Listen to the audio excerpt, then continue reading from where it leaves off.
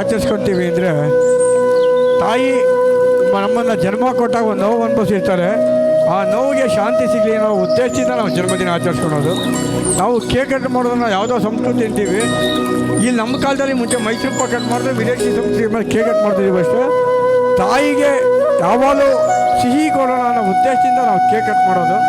ಇಂಥ ಒಂದು ಪ್ರೀತಿಪೂರ್ವಕವಾದ ಒಂದು ಜನ್ಮದಿನ ಆಚರಿಸ್ಕೊಂಡಂತಹ ನಮ್ಮ ಬರ್ತಡೇ ಬಾಯ್ KV ರಘುರಾಮ್ರವರಿಗೆ ಜೈ ಭೀಮ್ ಶಲ್ಯದೊಂದಿಗೆ ಅಂಬೇಡ್ಕರ್ ಮತ್ತು ರಾಜ್ಕುಮಾರ್ ಅವರ ಪಾರಿತೋಷಕದೊಂದಿಗೆ ಎಲ್ಲ ಗಣ್ಯಾತಿ ಗಣ್ಯರ ಸಮ್ಮುಖದಲ್ಲಿ ಜನ್ಮದಿನದ ಶುಭಾಶಯಗಳೊಂದಿಗೆ ನಿಮಗೆ ಸನ್ಮಾನ ಸರ್.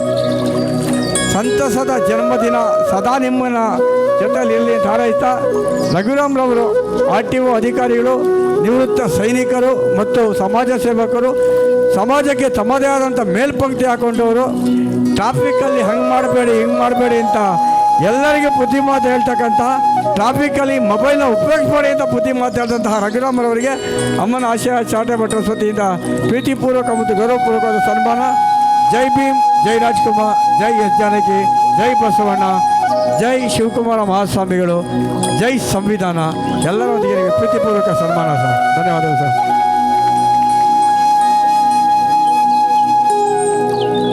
ನಾನು ಮಾತಿ ಮುಂಚೆ ಸಂವಿಧಾನ ಅಂತ ಹೇಳ್ತಿರ್ತೀನಿ. ಏನಕ್ಕೆ ಅಂದರೆ ಸಂವಿಧಾನ ಇಲ್ಲ, ನಾವೇ ಇಲ್ಲ, ಸಮಾನತೆಯೂ ಇಲ್ಲ. ಸಮಾನತೆ ಬೇಕು, ಸಂವಿಧಾನ ಇರಲೇಬೇಕು. ಸಂವಿಧಾನ ಶಿಲ್ಪಿ ಅಂಬೇಡ್ಕರ್ಗೆ ಜೈ ಅಂತ ಹೇಳಲೇಬೇಕು.